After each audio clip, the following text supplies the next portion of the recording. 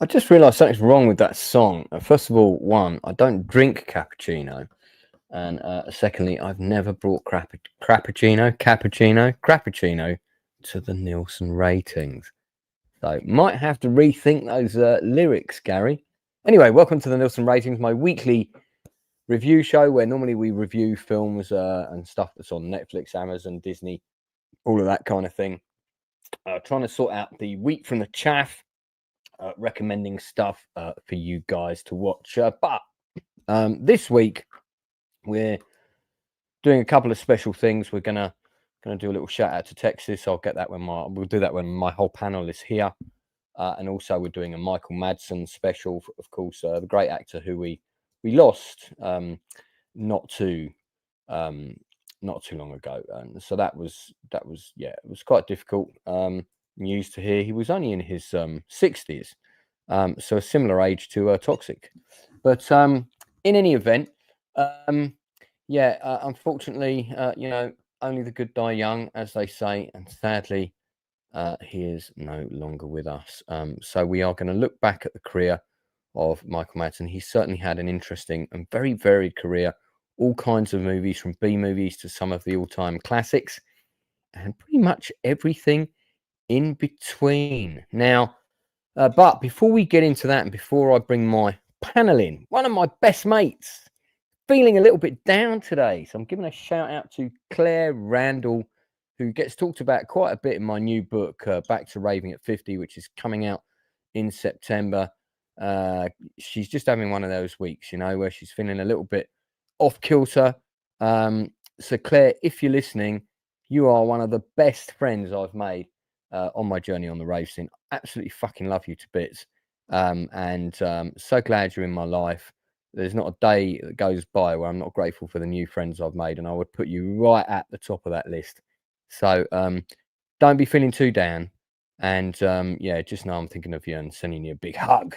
Okay, so with that personal message out of the way, let's bring in my panel. So we've got a few people filling in today because various people are unavailable, etc. But my regular female co-host, Rachel Percy-Art, of course, is here. How are you? Hey. Oh, doing good. Hey. How are you? Hey, am I live again? What's going on? I was prepared today. Yeah, you sound confident and prepared. I mean, you've done this a few weeks now. This is not your first week, so you can be quite confident. I think. You doing good? Once in a while, yeah, I'm good. All right, once in a while is good. Once a week is good. This can be your weekly slot of confidence. We also have, talking of confidence, the man who likes to scare the shit out of his postman by ordering spiders to his house on a daily basis. It is Critic Al. Good evening. How you all doing? How are you? Yeah, not bad. Not bad. I've escaped watching the end of Batman versus Superman, so that's a win already. Thank you for filling in. I do see Nadia in the chat, still waiting for an invite to one of those horror streams, Nad. But Nadia, if you do want to pop on, you've been on the channel before. If you fancy popping on, if you've got some words you'd like to say about Michael Madsen or a Michael Madsen favorite movie that you'd like to talk about, let me know and we'll get the link sent over to you.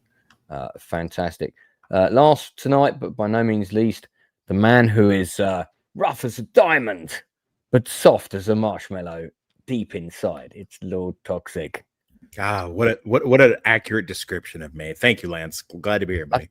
I think it's very accurate, actually. It's quite bang on. So, Yep. It's like an armadillo, smooth on the inside, crunchy on the outside.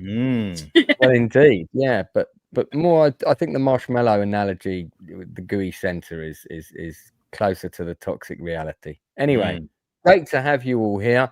I keep forgetting to mention this, and I've said I will at the beginning and ending of as many of my streams as possible. Otherwise, my producer will be on my arse. So just to remind everyone, the tickets for 7 Magnificent Egos are now on sale. Yes, the play is on in October, but they are already shifting. We've already gone from 300 available seats, I think, down to 290. So if you are going to come and see the play in October, please book your seats soon.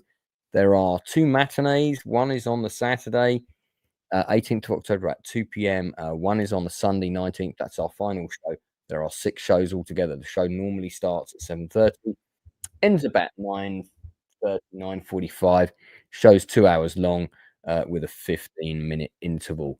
Although we're going to try and get it as fast as we can because, you know, fast theatre is good. It is a very fast-moving play. It's a true story of the making of the Magnificent Seven. I will be in the show. I've actually been practicing my lines today in Battersea Park. So I've got a lot of lines to learn, and I have memory issues as it is. So I'm starting early to learn my lines in October. So if you're a Brit, do try and make it. This is the first time this play, it's its debut. First time this play has ever been put on the stage.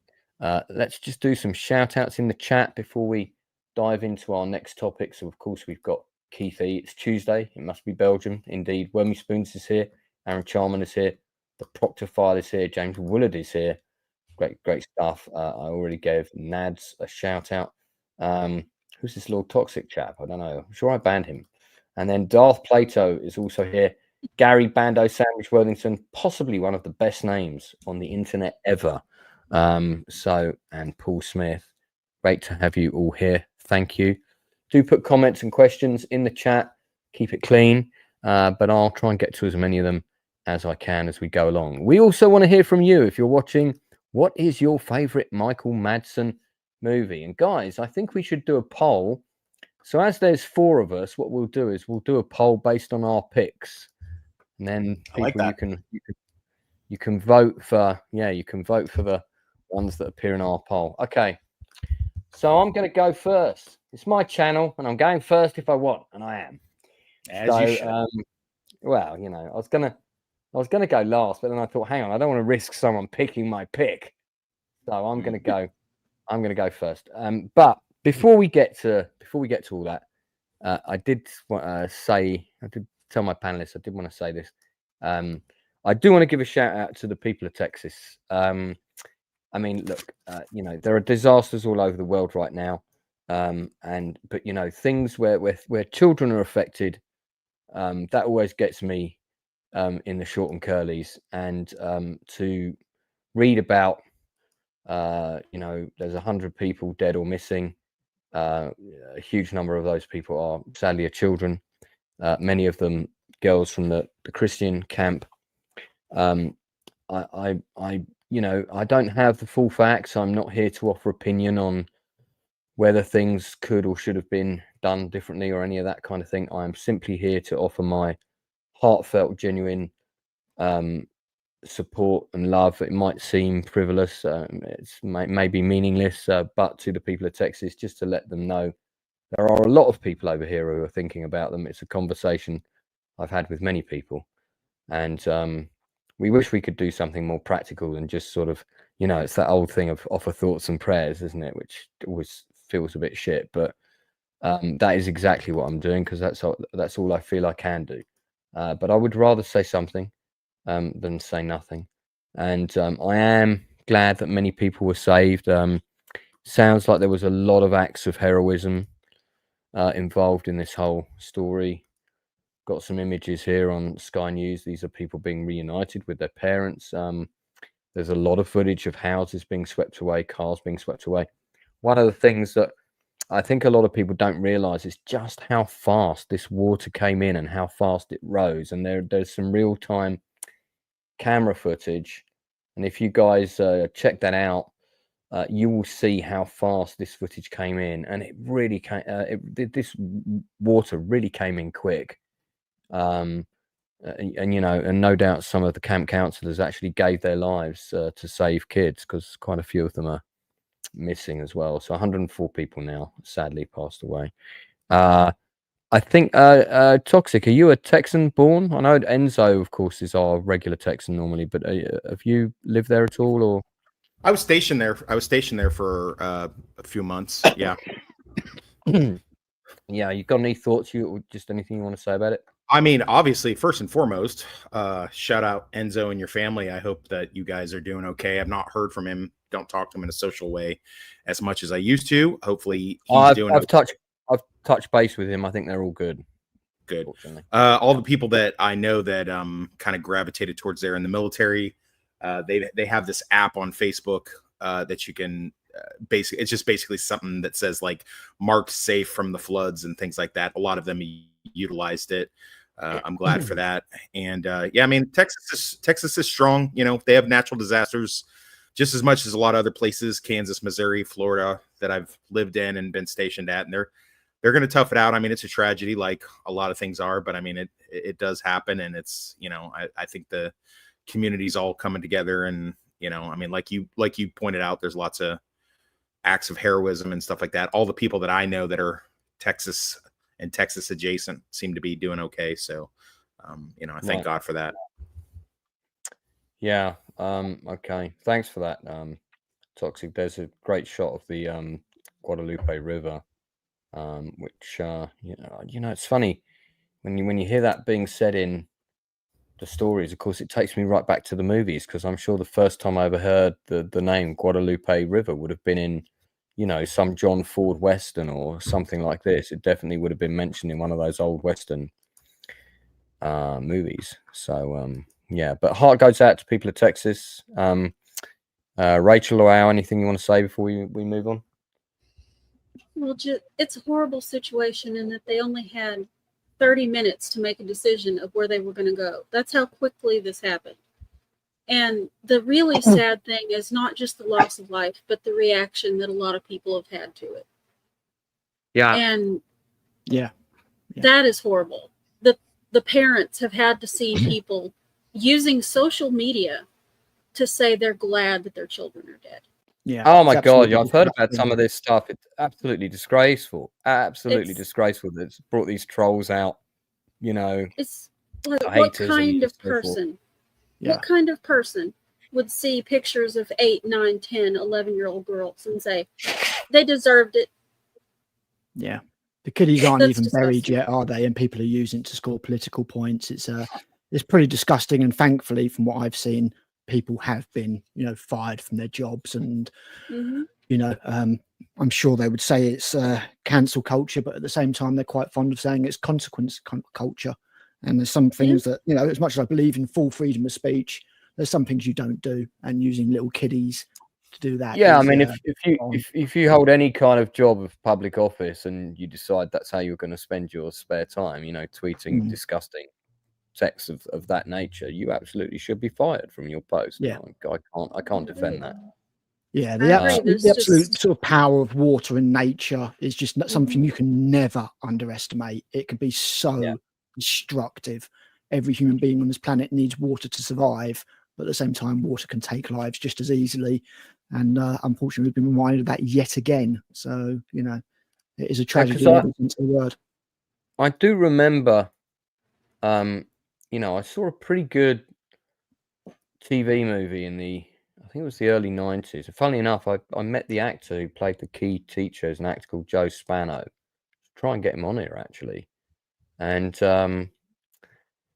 was this TV movie called The Flood, the byline, Who Will Save Our Children? And I think it's about a disaster that took place in the 1980s.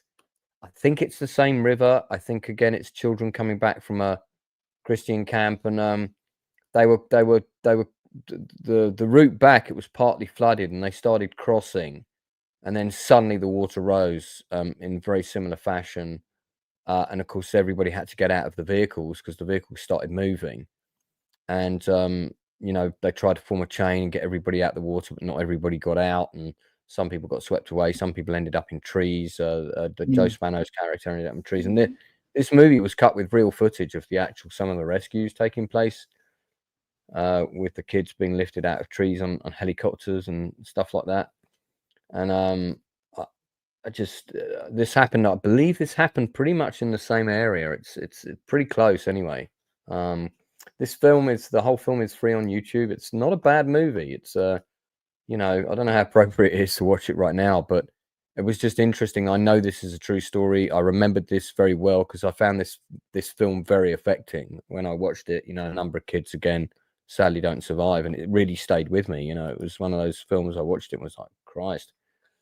You know, I wouldn't want to send my kid if I had one to a camp in that area just in case that stuff was going to happen. But you can't live your life like that, though, can you? It's like that's still the same thing as saying your kid can't go night clubbing in case a fight breaks out and they get stabbed. You can't do that. You can't live your life like that. It's like people who live in earthquake-prone places and volcanoes and on fault lines and things like that. Unfortunately, it's just it's an inherent, possibility and risk, and you just have to hope it doesn't happen. But especially when you live in this area, the Kansas, Oklahoma, Arkansas, Texas, Louisiana area. It's so frequent. We live basically under threat of something happening, and you just can't not live your life. I mean, you're going to have tornado warnings. You're going to have floods. You just have to live with it. And they probably, you wouldn't even think of the possibility. You're just sending your kid off to camp. And it's not something you would ever have cross your mind. Yeah, it's kind of nuts. I mean, I worked on a summer camp in upstate New York, Utica, Camp Northwood it was called. And it was on a lake, but it wasn't on a river. We had some pretty interesting sudden weather conditions there. It was like when we first got there, my God, it was absolutely freezing. And, we were sleeping in rooms that just had like a fly screen door and it's like this. I was sleeping with my coat on, stuff, and then, we had the extreme opposite of that where it was absolutely baking hot. So, yeah. But anyway, my heart goes out to Texas, and we are thinking of you. So, all right, well, we're going to move on to the main topic of today, and that is we're looking back at the career of Michael Madsen. Sadly passed away at the age of 67, just this last week. And he is a man with substantial credits, but a substantial, 344 credits.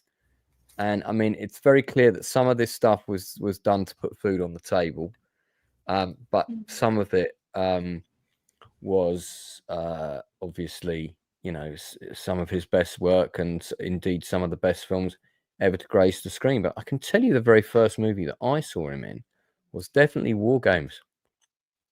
It's because the very the very opening scene of War Games. He's in that scene with the guy from The West Wing. Yep. Both great actors, and they're in that scene in the bunker. I'm wondering if there's a picture of that scene on here. Let's have a quick look. And it's funny because you're never quite sure of the outcome of that scene. It's like they simulate a nuclear attack. The guy doesn't want to launch the missiles in the bunker, and the Michael Madsen character, who's sort of the younger. This is the scene in question. So this is our other man, John Spencer, who sadly he passed away of a heart attack many years ago. Fucking great actor. My God, he was good.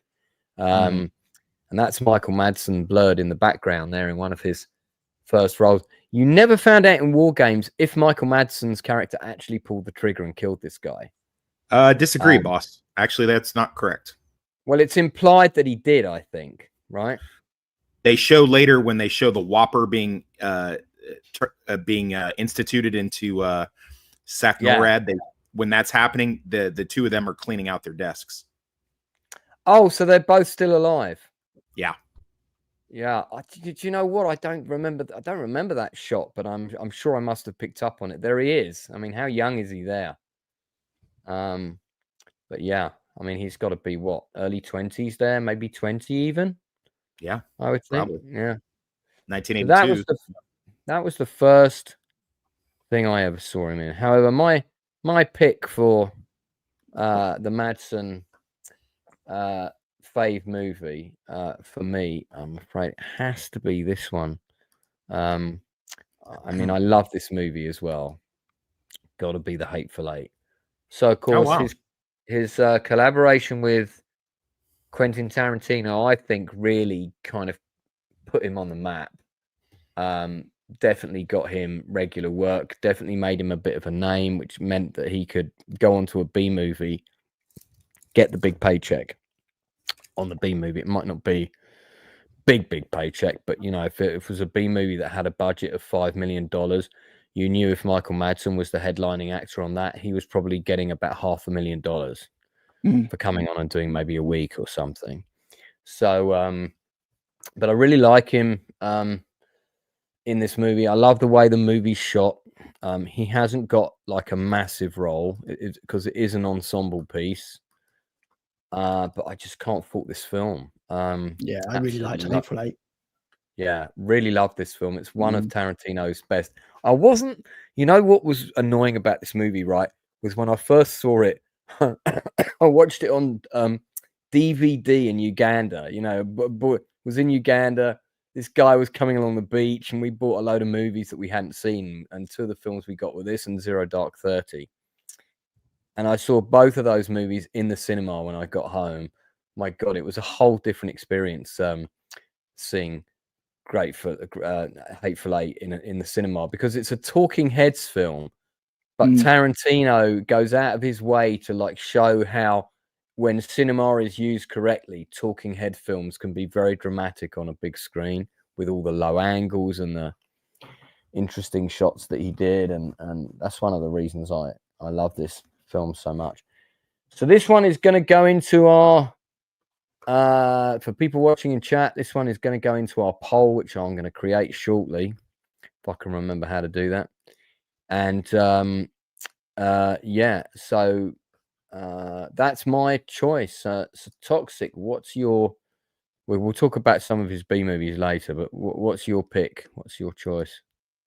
Yeah, so a couple image slides below, I pulled them from 1995 Species. I find this to be not the most popular or well-known of it, but most people who've seen this movie, he made an impression. It made an impression on me, and I always find his subdued kind of performance in this, where usually he is the kind of over-the-top heavy, whereas this one, even though he is, you know, in part and parcel, he is the action, you know, alpha male in the team that they build to go after the alien Syl. Even though he is that, he's also, you know, very calm and subdued, you know, and I always like a situation in a horror sci-fi movie or something like that, where they take someone who's like an operator, someone who's, you know, ex-military, you know, maybe, you know, shady past, and they put him in these situations, because I like to see the juxtaposition of either supernatural or heavy horror sci-fi, and you see this guy that's, you know, kind of seen it all and done it all, and they get put in this situation and see how they handle it. Now, I mean, you can go over the top with it, like, you know, End of Days, where Schwarzenegger's taken on the devil with a you know, M16, but when it's to this point, you know, it would make sense that they would bring in this like operator to track down and kill people. And that he's just, I just love his performance in this. I mean, it's also an ensemble piece, granted, but I think he really stands out in this a lot. And I come back to it a lot. I mean, I can't speak to the sequels, you know, they get progressively worse, but this first one, if you've not seen it in a long time or not seen it at all, I would highly recommend it. I just love it to death. That's a great pitch for the film. I did see it. I saw it in the cinema. Can't remember a lot about it. I can't remember a lot about it because I don't think I've seen it since. But I do recall I was quite fond of it. It's just not one that I watched this when I was quite young, so my main memories of this is Natasha Henstridge, whatever her name is. Well, I was going to say I have a distinct memory of a naked bottom, but I'm not going to say that. That would be her. And H.R. Giger's work as well, because he works on this. Yeah. Side note to Lance. Anytime I hear about you like going out to the club and chasing women and stuff, I always think of poor Alfred Molina running into Syl and like getting taken back to the hotel room. Dude, I go clubbing to dance. I don't go clubbing to chase women. I can tell you that. Fair enough. I go clubbing to dance. Dancing is why I go clubbing. So you can't at a rave. It's not a good place to chat up a girl because you know you can't hear each other. You know, people want to dance. They don't want you chewing their ear off. And I also don't smoke, so I don't go into the smoking bit for very often. So you're not constantly trying to impress the woman with your glow stick then, no? I'm constantly impressing them with my amazing dancing skills, obviously, but I'm not. I'll bet I'm not you there to are. crack people I'll up. bet you are. I've actually just been on a date with someone, so yeah, and it's only a first date, so we'll see what happens. I hope she's not an alien using you for your seed. Well, hey, I feel we're going down a weird path here. Let's re-engage with the Michael Madsen. Rachel Bercy, what's your pick for the Madsen movie here? Well, since I have to go with my backup now, since somebody stole my first one. Oh, sorry, toxic. Honestly, you shouldn't have stolen her first pick. Go for it. Yeah, really. But what you got? I'm going to pick Sin City. Oh, yeah, I know I quite that like that movie. It's not his biggest role, but I think it's one of his best. Just, he plays against Bruce Willis so well in that section of the film. I think it's a wonderful performance. And Sin City overall is just one of those unique, beautiful artistic films. And I'm so glad they took a shot on that one. There was a lot of films that tried to copy it. None of them worked out. No, none of them worked out. I remember one. Was it Samuel L. Jackson was in it? It was called was named after a certain character.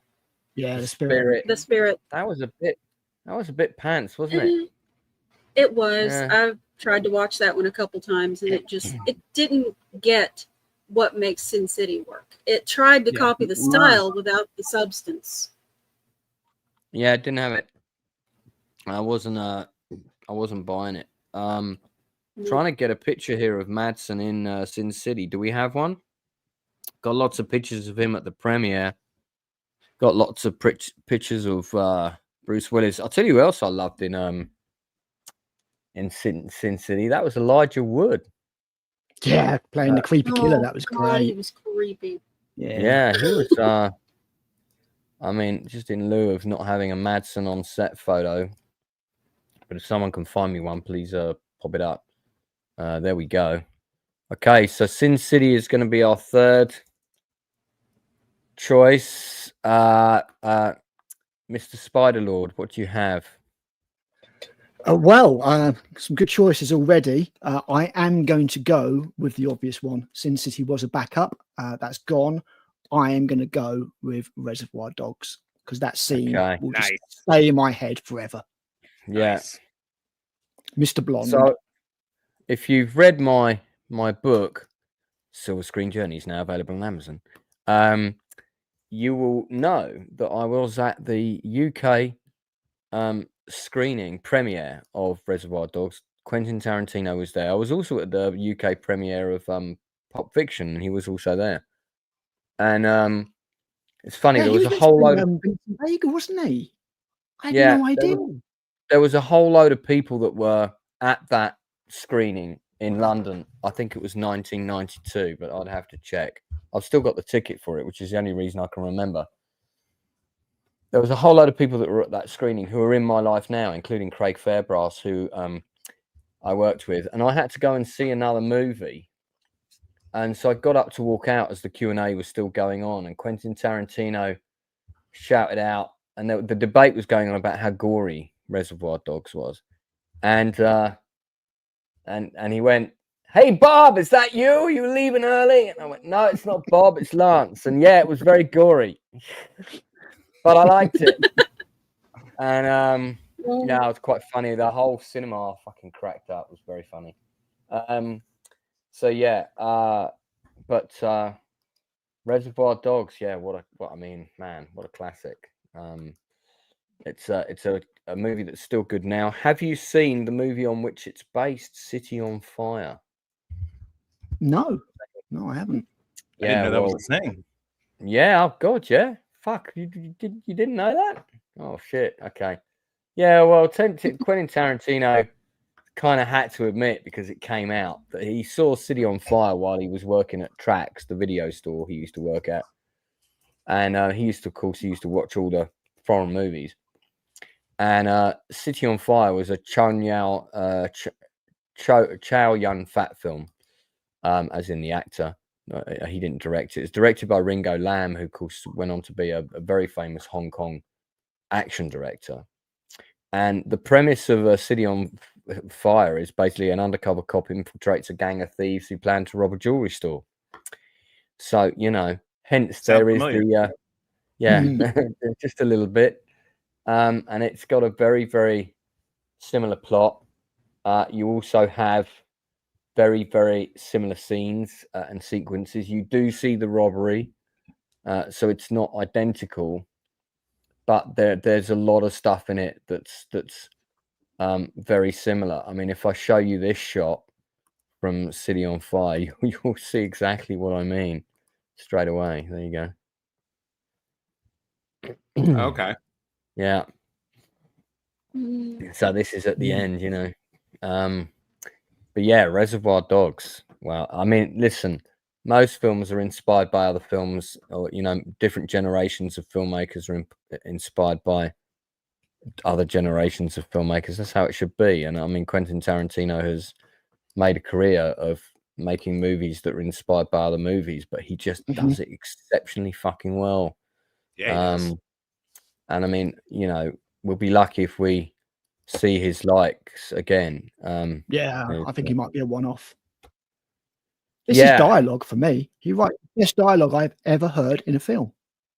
It's so good. I mean, it is great dialogue. I remember, all I knew about this film was I was looking through the catalogue of what film shall I buy tickets for at the London Film Festival this year, and I always looked at the actors. I looked at the actors, occasionally the director, and I never heard of Quentin Tarantino. I just saw Reservoir Dogs. I thought that's a really weird title, but Harvey Keitel's in it.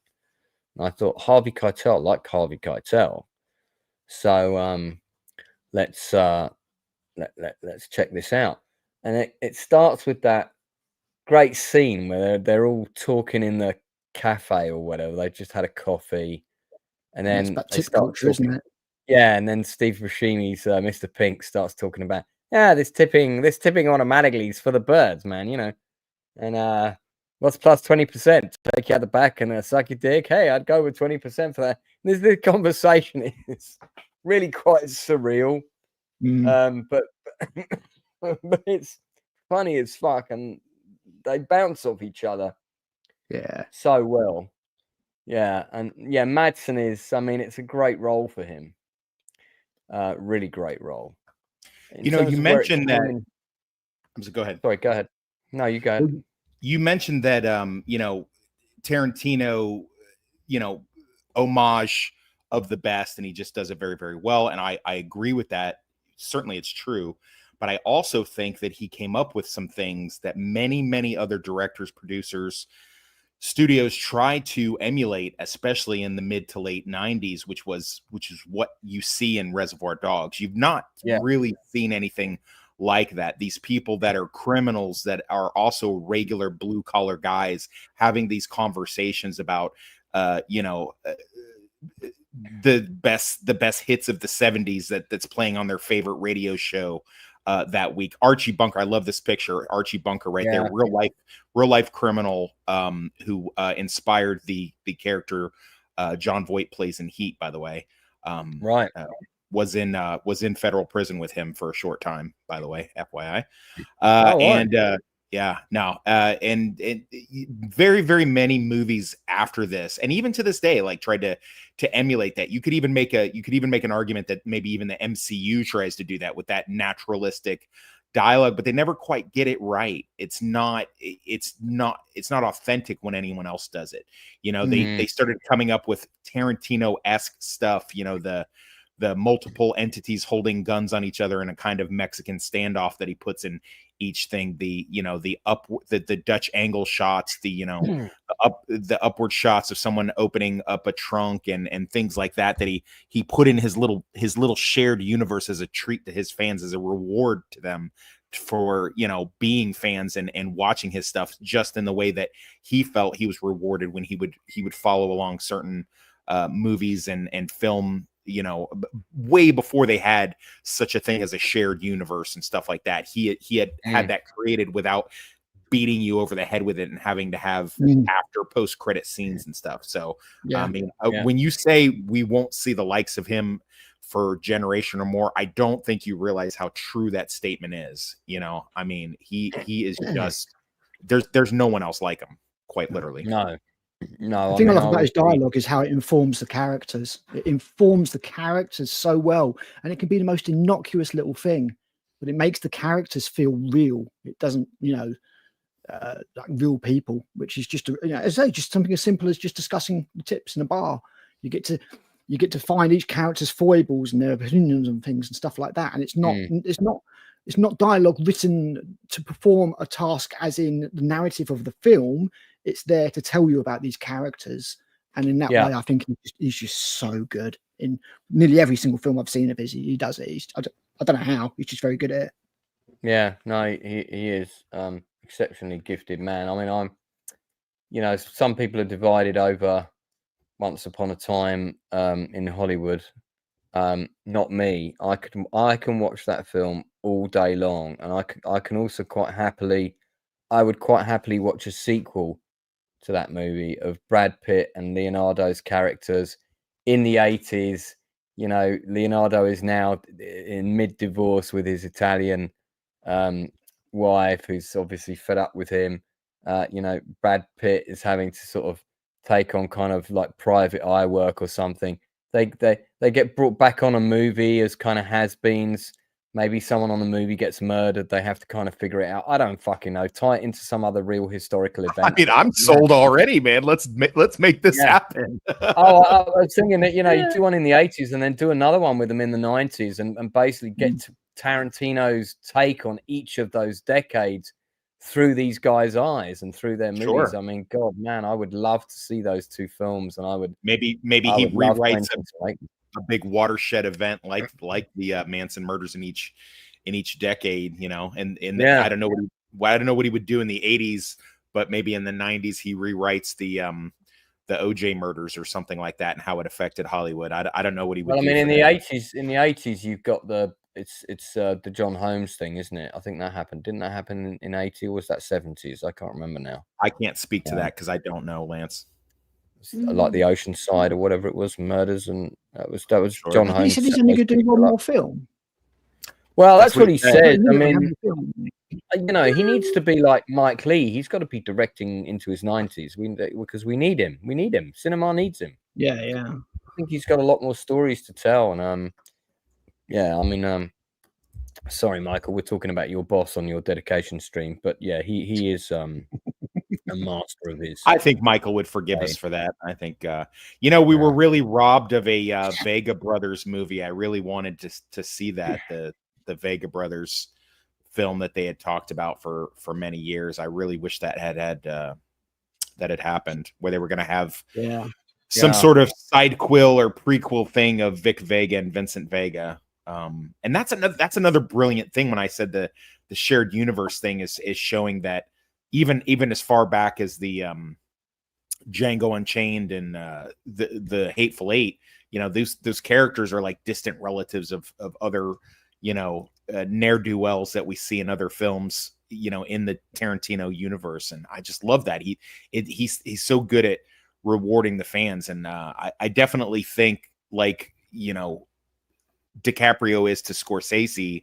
Madsen was to Tarantino in that way. Like he popped in and you just knew you were in for a good performance from him. I think, and I know that he did do a bunch of, we talked about this offline, that he did a shit ton of B movies for whatever the reasons were. But I mean, the stuff that he did, and he did really, really well. I think we're gonna listen. We are gonna talk about those movies. We're gonna see who's seen what when it comes to those films. Well, that's fair. But I think, these ones that he's done, he's really he's in his best form when he's got Tarantino feeding him lines.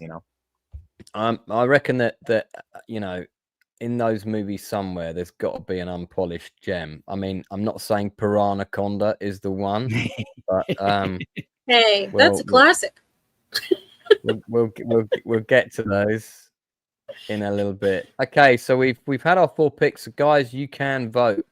Other films that he's been in, which I think are worth a mention, that certainly are of good quality.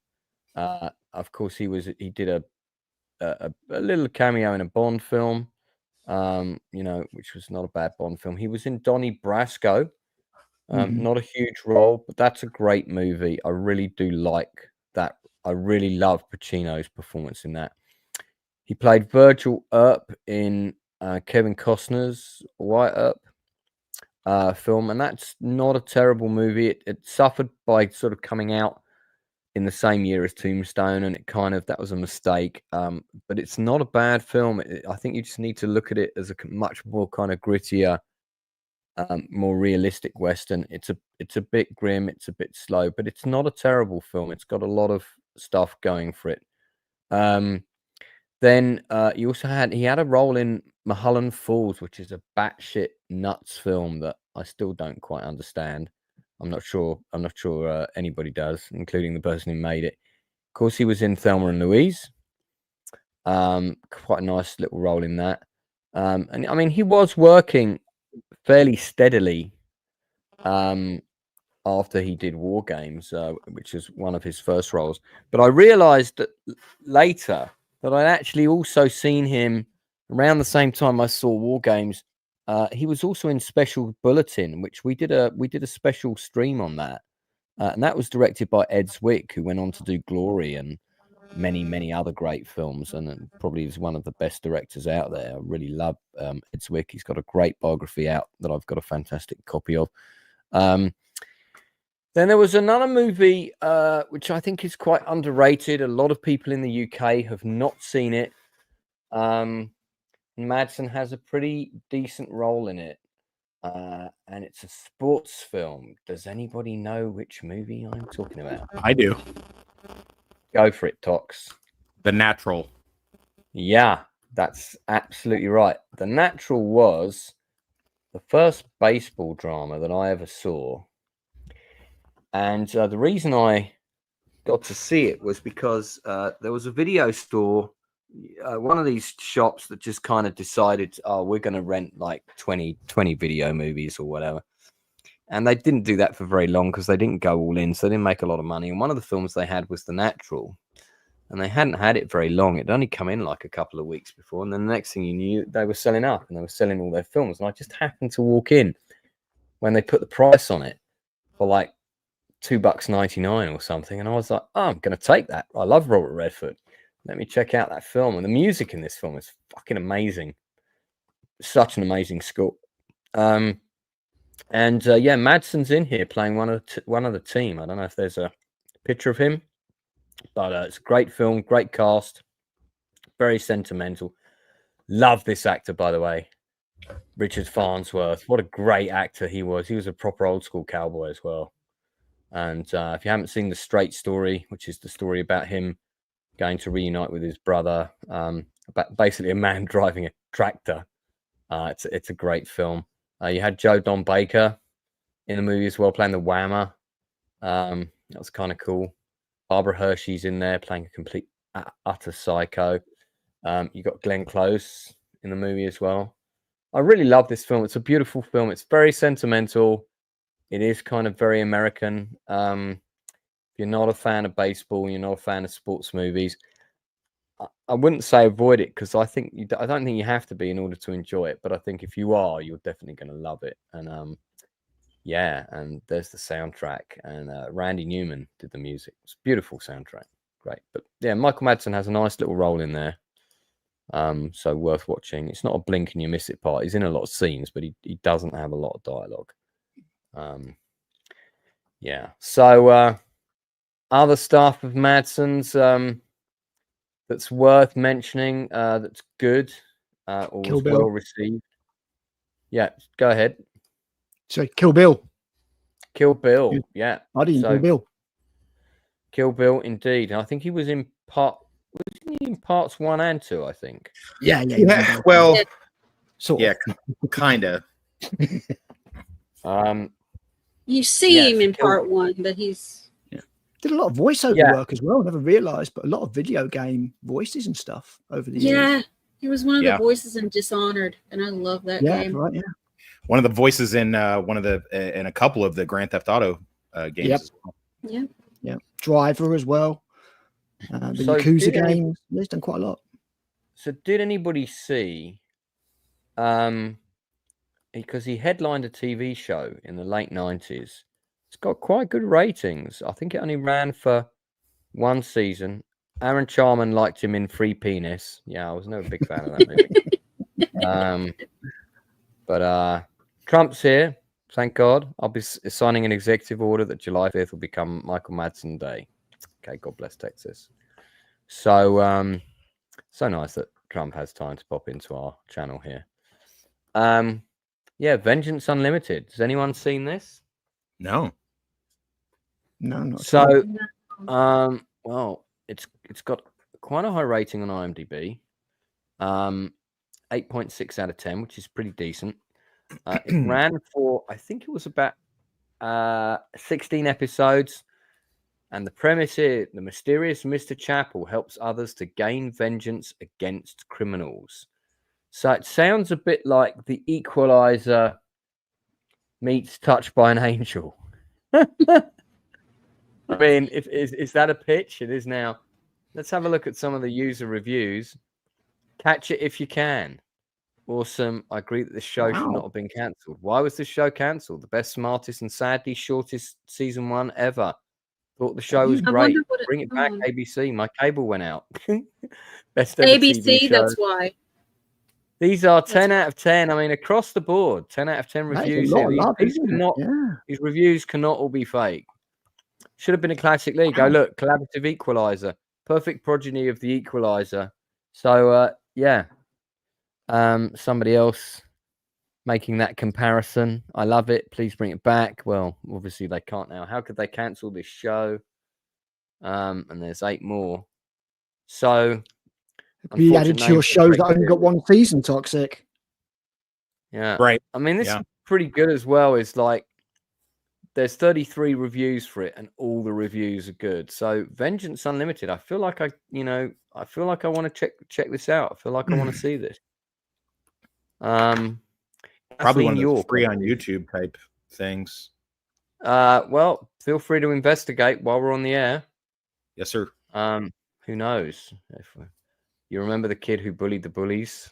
This is him, Mr. Chapel, Vengeance Unlimited. I mean, that's a cool name, though. That's always anytime you got a guy with a name like that, Bishop, Chapel, Pope. Those are always cool names. Mr. Church. Yeah. Anything that's got a vague religious connotation that you're kind of implying might actually be evil. Don't tell me we still owe money to the Cardinal. The Cardinal. Okay, so it was created by John McNamara and David Simpkins. Now, David Simpkins is a massive producer. There he is. Interesting photo. But yeah, he was the writer of Adventures in Babysitting, no less. But has also produced Graceland. That was not a bad show. Warehouse 13, Dresden Files, Blade the series. Didn't see that. Roswell, which was a pretty big, successful TV series. Dark Angel. There you go. Vengeance Unlimited. There is an episode on YouTube, but just the one. Okay. Can we? Don't know why. There you go. It's not streaming anywhere or anything. I have it on my Plex Pass. You got the whole thing on your Plex Pass? Yes, sir. Oh man, I've got to get this Plex Pass thing. So yeah, get that sorted. Your amount of stuff you have access to will be quite impressive. Mate, hang around on the end of the thing so you can talk me through what I'm doing there. All right. It is available on the on the high seas, just so people know. Well, okay. All right. Well, I think we should have a look at the YouTube episode. Maybe just let's see if we can get away with maybe playing opening titles or something. Have a look. Well, maybe don't mute the audio. I think we'd be okay. Oh, that kind of ruins it, though, doesn't it? It's one well, for the fact. I mean, you got to be careful. I know. Okay, hold on. I've clicked on a couple of these these true crime things, and now I just get sent never ending stuff. Vengeance Unlimited, Season 1, Episode 3. Vengeance Unlimited opening credits, TV intro. Well, let's have a look at them. All right, here we go. Apparently, they were all on YouTube up until a month ago, and now a load of them are gone. So, Kind of looks fun, I guess, but it didn't go past one you season. know, Michael Marsden would have played a great Max Payne, brilliant Max Payne. Yeah, I think he would have been great. All right, we're That gonna would be go a bit dark now. We're gonna delve into the C movie war chest of Michael Madsen. We jumped right to C. We didn't even skip right over B. Well, there are definitely B and C movies. Some B movies are good, man, and there's definitely some C movies in here. Right, so we're gonna go through the list, and I'm gonna let each of my guests go. Oh, I would like to pick and discuss that one. Let's have a look. So we're gonna go all the way back. I would say that he started doing, shall we say, being less disconcerting about the work and probably more like I need food on the table, you know, etc., etc. I would say, oh yeah, we're going back quite a way. Yeah, oh, that was one that was pretty bad. Yeah, if we go from, let's go from Sin City onwards. So we're going from 2005, okay, onwards. So we there's a fair few to choose from. Don't pick too quickly. I mean, obviously he did a voice in The Lion, the Witch and the Wardrobe. I did not like that production, by the way. Did not like that at all. Blood Rain, I remember that. Chasing Ghosts. I mean, anything that's got an under 5 rating, all in 3.8. I've got mine already. The last drop, you can see that I reviewed this and I gave it a 2. Not the one I'm going to pick to discuss, but I know people that worked on that, and he basically came onto that movie. He shot for a couple of days. He was like in and out in 2 days, and he took like 200 grand or something. He was about 100 grand a day, I think, on that. So, see, When the Devil Rides Out, that should be a great film. Why has that got 3.3? That's such a good title. Love that title. We have Machine, 2.8, Living and Dying, 3.9, Boarding Gate. I vaguely remember that one. Afghan Nights, 2.9. That cover looks dodgy as fuck. Might have to just get that cover up just for comedy value. And Michael, you know, actors have to eat. Actors have to put bills on the table. And when you're not the actor that everyone's hiring, and you can only do so many films with Quentin Tarantino, well, you know, yeah, I mean, so if you look at Afghan Nights, now I don't know if you know this, but Francesco Quinn is the guy in Platoon who, at the end of the big battle in Platoon, he's the one that holds up his rifle and holds up something else and kind of thumps his chest to Charlie Sheen's character, like, hey man, you know, they're sort of saying that they both lived. Now, Francesco Quinn was the son of actor Anthony Quinn. Anthony Quinn is the person who actually came up with the idea to do the Western remake of The Seven Samurai, because Anthony Quinn appears in my play about that. And Francesco Quinn, sadly, no longer with us. Passed away quite young. But he's in this. Gary Stretch, I know, who's a British actor. How do people like that font playing on the Arabian Nights font there? Are we digging that? No. No, It's not at all. not particularly readable, is it? And I there's just found out another.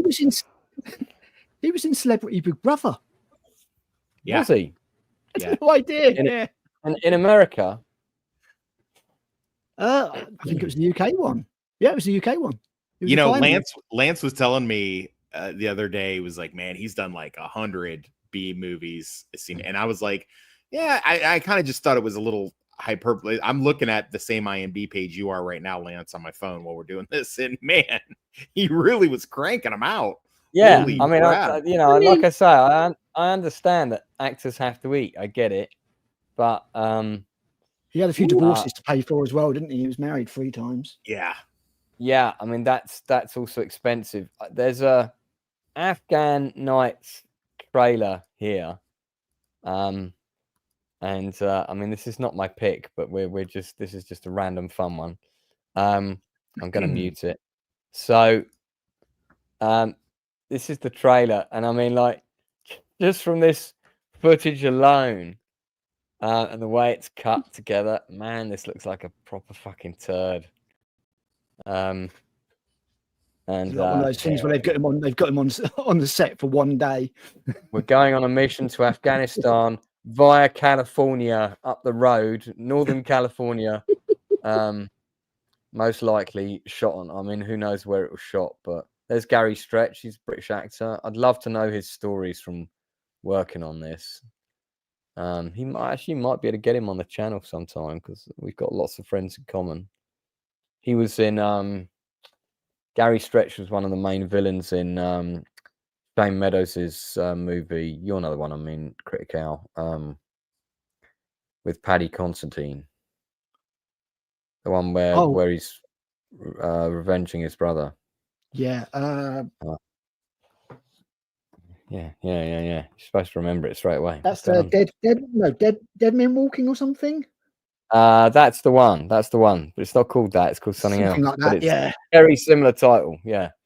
Yeah. That was the one where he went back to his roots. Well, that film looked pretty pants, didn't it? Again, he has done a lot of B movies. Fortunately, though, he also made Croc 3.8 movie. So, you know, there's one here called Strength and Honor. Do you think someone had just seen Gladiator? Yeah, I mean, man. I mean, this is, you know, he was doing like, I mean, look how many he did in 2008 alone, right? He did 1, 2, don't know what that is, 3, 4, 5, 6, 7, 8, 9, 10 B movie feature films. One of them was a TV movie. Okay, that's a lot in a year.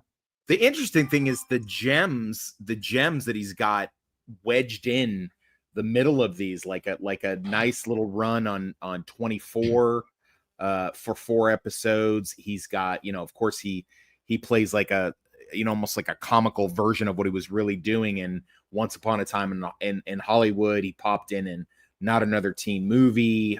You know, just like he has a couple little gems spaced into these this deluge of just B stuff. I do have one that I wanted to talk about, but I don't want to, you know. Well, I'll tell you what, I'm gonna pick this one. I've never fucking heard of it. It's called Hell Ride. It's got Quentin Tarantino Presents and Dennis Hopper's in it. Yeah. So we're gonna have a quick look. So this is some kind of biker thing. That's Larry Bishop, who also wrote and directed it. I guess must be a buddy of Quentin's. This kind of looks a bit like the bikers that came out with Tom Hardy not that long ago. Yeah. Bike riders. This is an event for the movie. Don't know who Cassandra Hepburn is, but hello. So let's see if we got any actual more stills here. I mean, okay, I mean, I feel like I want to watch this film now. I don't know why. This looks watchable. This does look watchable. Yeah, something. I think it's the car bonnet in this. That red steering wheel is attracting me to this movie. It's the background ambiance for me, really, if I'm being honest. Yeah, I like the aesthetic of the grass and the way that it's sort of the juxtaposition that it's out of focus with the car. Yeah. So annoying that this the way the girl's light shining off that chrome is just amazing. Yeah. Rachel, any thoughts on this picture? There's just something for everybody in here, isn't there? There's something for everyone in that picture. That's true. Here we are, Madsen in action. Okay, well, I feel like we should see the trailer for this movie. We might have to risk. We might just have to go for it on this one. Okay, well, hang on. Let's see what the review said about this. So it's trending at 5. So that's not the worst. Okay, that trailer looks a bit. It's going for a real Grindhouse vibe, right? With that. Yeah, they're very Grindhouse. Yeah. All right, let's look at the trailer. I'll keep it muted. So, yeah, we've seen that shot in a lot of movies. I feel like that's a Tony Scott shot, but might be that Tarantino did it first, because there was that biker movie that's, you see the trailer for it in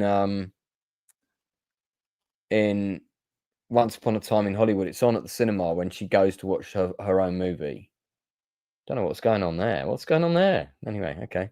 And Going out with a smile on his face, that's what's going. and it's called something like, I forget the name of the movie, but it's, you know, Somebody and Crew or something like this. No, it was Motorcycle Gang, I think wasn't it? It was something. It's something like that. It's not Motorcycle Gang, but it's something like, and it's a real movie. And this basically looks like they wanted to do a remake of exactly that type of film. Oh, Vinnie Jones, David Carradine. David Carradine. No way. What? Yeah. I need to see this film. It's basically like Sons it's like Sons of Anarchy, the movie, but before Sons of Anarchy was the thing. I mean, I don't know, man. This doesn't look Jordan. They got Jordan Balfour in there as well. So that's yeah. I mean, this kind of looks. This looks like a fun B movie. Yeah, this looks like a watchable pastiche kind of B movie. Doesn't take itself too seriously. Honestly, I could watch this. Now, I bet that's Dennis Hopper turning up there, right? That's probably the day that he did on the movie, when he turned up with that brown leather jacket on. So the kid did a couple of days, got paid a ton of money. Because I think the young people in this are the leads. Looks like Madsen's part's pretty big in this, though. Yeah. All right. So, okay. First order of the day. Curious to see what else Larry Bishop has done. Was this his only thing? He's still around. He's been in 40 films. He's only directed 3. So he had a part in Kill Bill. So I guess that's how he met Quentin Tarantino. He played Larry Gomez in Kill Bill. Who was Larry Gomez in Kill Bill? Don't know who that was. I'm trying to remember. And his directing work is Hell Ride, Trigger Happy, and The One-Way Ride, which I'm guessing is a sequel to Hell Ride and is in pre-production, which it may well have been stuck in for years. Trigger Happy. So this is his other movie. Michael J. Pollard, no less. I love the Pollard. Henry Silva, Jeff Goldblum, Gabriel Byrne, Ellen Barkin, Gregory Hines, Kyle MacLachlan, Angie Everhart. This is a fucking dream cast. Billy Idol in it. Larry Richard Dreyfuss and Burt Reynolds in it. Wow. Larry Gomez is the Kill Bill 2. He's the titty bar boss that gives Michael Madsen's character Bud a bunch of shit for coming in late and wearing a cowboy hat. I feel like we should try and find Larry Bishop and get him to come on the channel and talk about these movies he's done. That's a pretty fucking impressive cast. This is clearly he made this in. Yeah. So that's, but I mean, again, it's hitting around the kind of 5 mark. Look at Goldblum's hair. United Artists, you know that this trailer has that guy with the trailer voice doing it. They were a bunch of rogue men. Oh wow! You know what? I think we need to do a Larry Bishop appreciation stream. You know what we should? So homework for this week is to watch those 2 movies. So the homework is to watch Hell Ride, and Trigger Happy. I think I've seen Trigger Happy, but it was a long time ago. Okay. But that came out in 96. Yeah, I can't remember anything I saw in the late 90s because that part of my memory has gone. All right, listen, Michael Madsen's turning us on to some cool stuff here. So, Hell Ride. Okay, that was my one that I picked out. So look at my pick. It led to all this cool shit. Okay, so we're going to go back to our B movie list now. I might just have to just pull it up again. Fucking hell, taking forever. Oh, maybe we should just linger on that photo again for ages. All right. Come on, it's got to be this one. There we go. All right, thank you. Okay, so we're going. All right, so Hell Ride was 2008, I think. So we got as far as 2008. So guys, there's a lot more to come. So don't be hasty with your pick. Okay, so Oh, and by the way, let's see how our poll is doing. Voting for the favorite movie. Where are we at? Where are we at? So far, Reservoir Dogs is looking good with 50% of the vote. Hateful Eight, 19. Species, 25. Sin City, only 6. Okay, going to leave that poll running for a little bit, and then we're going to say which Michael Madsen B movie are you going to watch out of these choices? Checking the comments in the chat. We've had quite a few. James Evans says, I may have seen this for research purposes. I think he's talking about the still with the red car and the hill. He's probably very much he's an automobile into, aficionado. It's fine. Yeah, Lost he for likes words, cars. saying it's not good. It's bad good. Razorhead giving Rachel's artwork a shout out. Thank you for that, buddy. Always please do promote my guests, moderators. That is allowed. It's a shame Steven Seagal isn't in it as well. Talking about that amazing cast. Dino Gator. Yeah, we're coming on to that. I'm pretty sure that's Rachel's pick. We will be getting onto that. Okay, so good to know that our guests are engaged in this topic. Okay, so where did we get to? Here we go. Here is Hellride. That was my pick. All right, so we're going up the list. We're moving into. We're still 2008. You've got a whole load of choices there. 45 miles per hour. No, that's RPM. That's record speed, isn't it? Hired Gun, Road of No Return, Amazing Racer, Outrage, Green Lantern First Flight. That's a video game? Is that a video? Anyone? It must be. It must be. No, it's animated movie. Now, if this wasn't called The Killing Jar, but was called The Killing Jar Jar, that could be my favorite film of all time. Okay, so there you go. You did an episode of CSI Miami. I think I remember that episode because I was a big regular of that. And yeah, you've got, as you say, he did a role in 24. Was I still watching 24 in 2010? I feel like I was.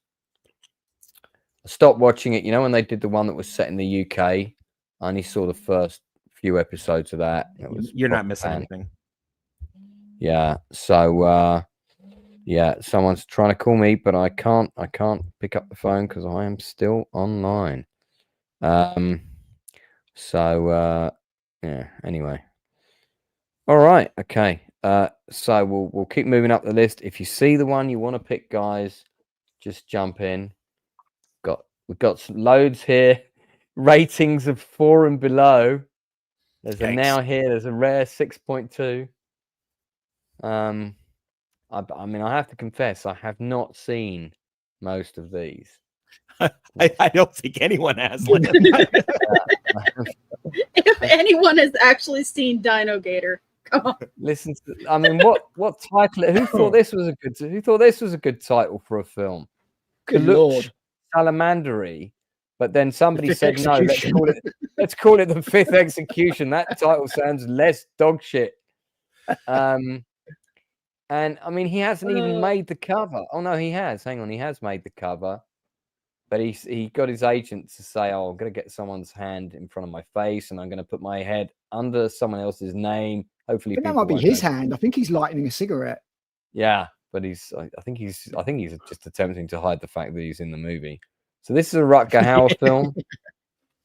On a remote island in Southeast Asia, a team of scientists studying the regenerative properties of the salamander Rutger Hauer discovers what their Bangkok headquarters refer to as the priceless gift, an elixir of life.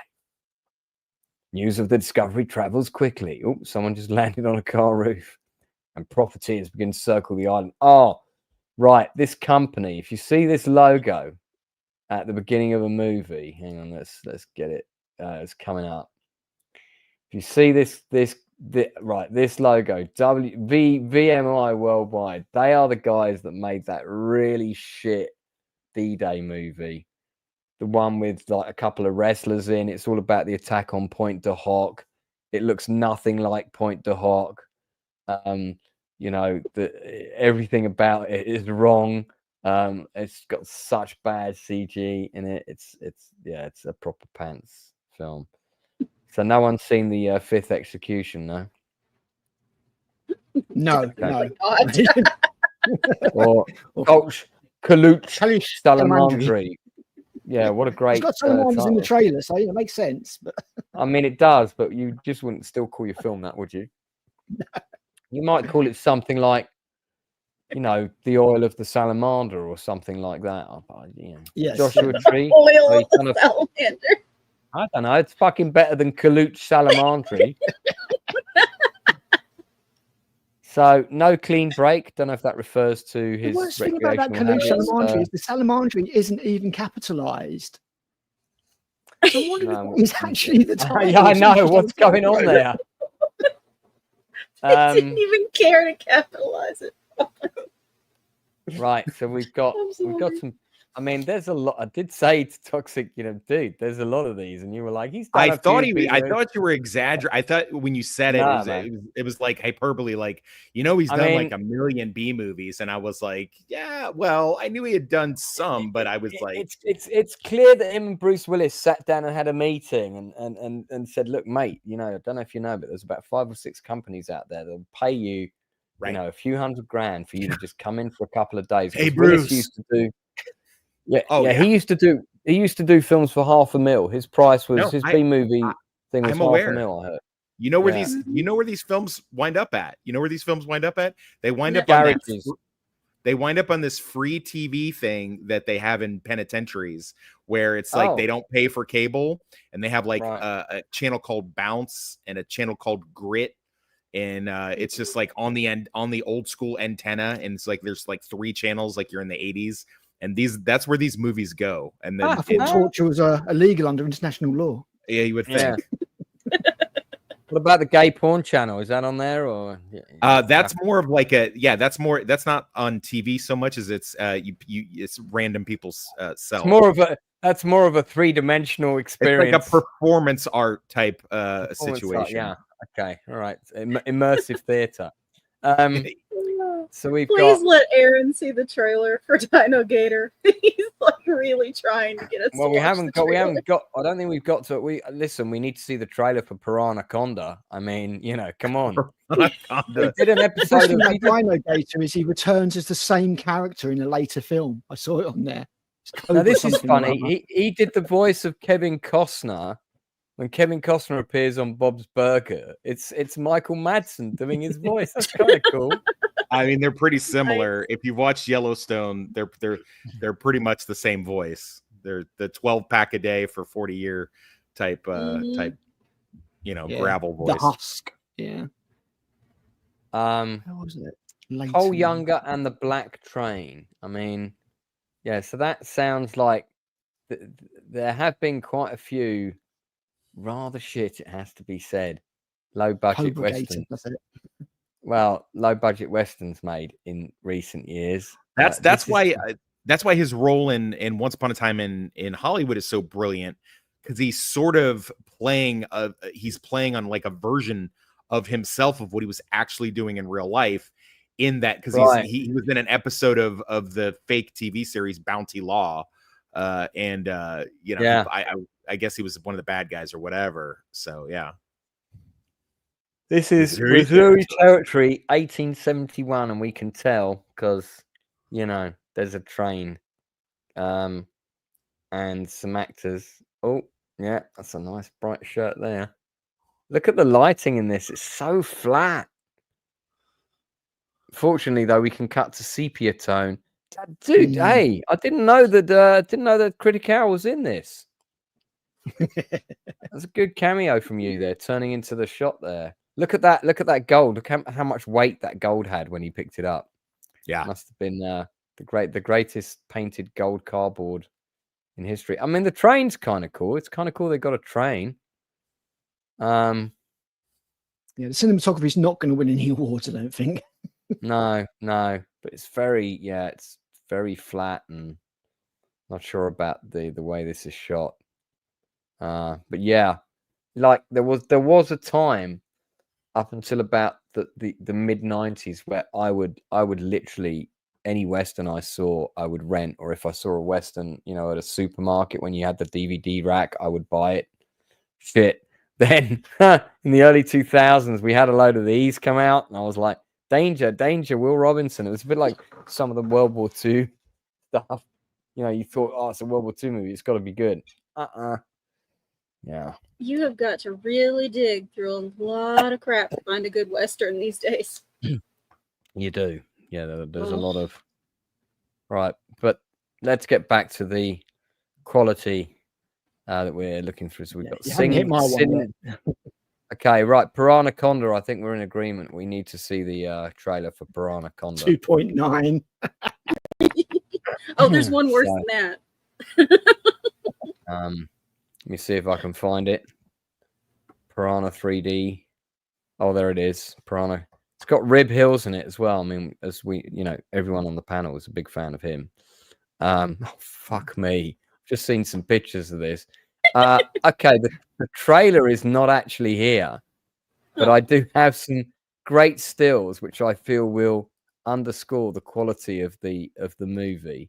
So let's have a look at these stills from Piranha-Conda. What the fuck is going on with the face? It's a piranha and a snake, right? Okay. I mean, I can kind of dig that. I love the way they've just put this bottom on the poster. They know what they're doing. Put it that way. Yeah. They know what they're selling here. They know their market and they are marketing to it. It's Bikini Model 1 and Bikini Model 2. Top tier actresses, I'm sure. Number 3. There's Rib Hills. It's Rachel, well known for running the Rib Hills fan page. We've got this other model here again. And there he is, Madsen as the random hunter or whatever. You can tell he's a hunter because he's got one of those waistcoat things with all the pouches. So plus he's got a hat. And a hat that no hunter would ever wear. They just picked that out of the shop. Love it. Someone's got their foot injured here. Fucking in the Bannon factory. Okay, this is no Blake. About Dino Gator, but have you seen the prequel Cobra Gator? That's the. I have not. Feel like this was shot in Florida. It looks like this was maybe. So there you go, Rib Hills. Rachel, how's that fan page going? 4 subscribers picking up. Oh god. Sometimes. Okay. So there's a reason there's no shots of the actual Piranha-Conda. I'm curious to know. Well, let's have a look. Well, we saw the Piranha-Conda right at the beginning, so I feel we've had. Oh my word! There it is. Yeah, I showed that already. Hang on, here's a bigger Piranha-Conda. There you go. That's a proper Piranha-Conda right there. You see that in a club, you want to run a fucking mile. Trust me. Yeah, no. I mean, this is the Piranha-Conda. Clearly, this. Oh wow! I didn't actually clock that. It's that bad. Yeah. They put all their money into that. There's a big. I mean, this is probably the best special effects shot right here. This is pretty good. It's some stock footage right there. Or they just happened to be filming and they were like, "Oh shit! Look, that frog. That frog looks good. Okay, get a shot of the frog." So the frog's agent later complained, said, "Oh, look at these stills for the film. What's this? This still is probably Terry Ivans' Piranha-Conda Sci-Fi Channel. That's nothing to do with the film whatsoever. Let's just put the sexy chick, give her some guns. What's going on? Look at this. Practical effects right there. You reckon she survives? Terry Ivans, BTS, that's behind the scenes. Okay, I'm curious to see. I mean, obviously, we're all now invested in Rib Hillis' career. Let's see what else he's been up to. There he is. Rib Hillis is an accomplished actor, host, producer, and model with a long, diverse career that only appears to be getting better. Good for you, Rib. He began his career in front of the camera, working as much sought after model in Europe for such designers as publications of Versace, Hugo Boss, blah, blah, blah. Okay, so he was a model. Gee, he could have made a good Superman, actually. He's definitely got a good look for Superman, I mean, whether he's a good enough actor for Superman, he could have played Superman. Look at that jawline. He could have played Superman. Reminds me of that Glenn Powell. Yeah. I mean, take my hat off to him, man. He looks good. He looks good. Here we go. So Rachel, these are the kind of pictures that are on the Facebook page that you run, right? Oh This yes, is that's him in, the kind I specialize in. That's Baywatch 1989. Is that them taking the piss, or yeah? I don't know. So yeah, but okay, well, you know, fair play. If he was a model and he's got into acting, and he has got a good look. I mean, that's a good look right there. So he has Sellable, done isn't it? 85 acting credits, not bad. And look, some of them have got 7.5 and 7.2 reviews. So, Madsen, you're being usurped. What's going on?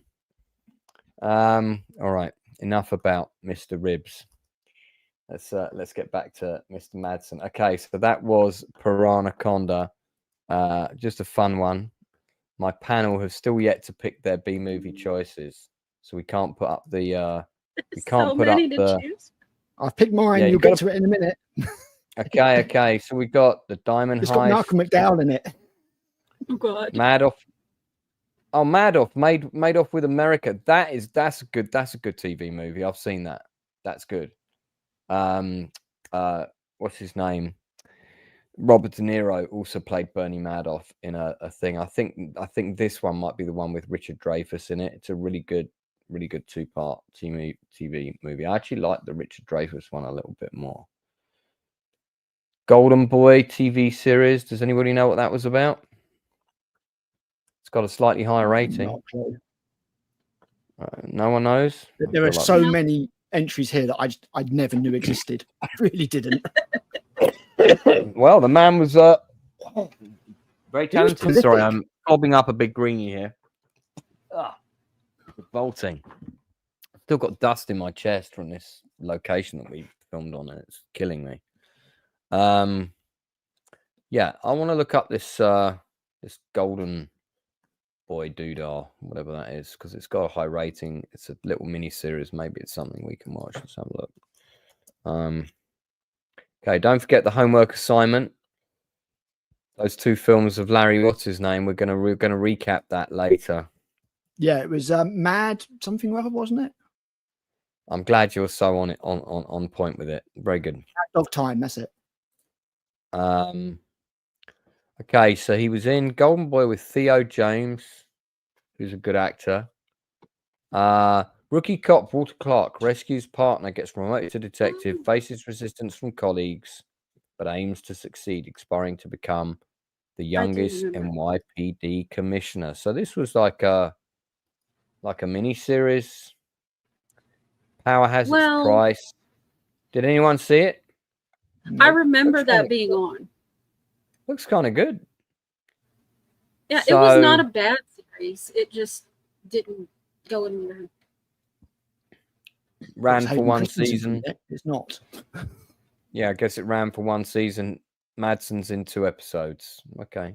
It's got some pretty good actors in the supporting parts, and I like Theo James as an actor. I like Kevin Alejandro as well. I think he's a good actor. Chi McBride's a good actor. You know, there's some names here I don't know, but it looks like Richard Kind is a great character actor. He's often on Larry David, Curb Your Enthusiasm. Oh well, that could be one worth checking out of the Madsen's career that we were hitherto unaware of. All right, let us continue through the deluge. We still have many to go. So yeah, because when you consider the number of these B movie films, that does diminish the number of the good quality films. Doesn't quite weigh up. No. He did do a fair bit of video game stuff. Got Ice Agent, Nomad: The Beginning. Is there a middle and an end? I'm in love with a church girl, mate. You don't want to go down that road. That doesn't end well. Did an episode of Hawaii Five-0. Water Wars, 2047, Sights of Death. That sounds good. We gotta see that. 2047, Sights of Death. Okay, let me look that up quickly. That sounds like one of these movies that would come out in the 80s. It would have a really cool, like Mad Max type cover, and then you'd rent it out, and it would be one of these low budget Italian rip-offs where all the voices have been dubbed, and the whole thing was just kind of like a bit surreal. Okay, this film was also called Death Squad. And you'll be pleased to see that loads of the usual suspects are in it, because it also stars, told you this one was worth checking out, Stephen Baldwin, the seal of quality, Danny Glover, Daryl Hannah, and Rutger Hauer. I mean, my word. if that's a special forces team coming to rescue you, this group of individuals, you know you're fucked. It's a Blade Runner team up again. That's got to be the only other film they ever did together. Surely, Rutger Hauer and Daryl Hannah. Do you know what? Probably, yeah. May well have been 2047. Flight to Death.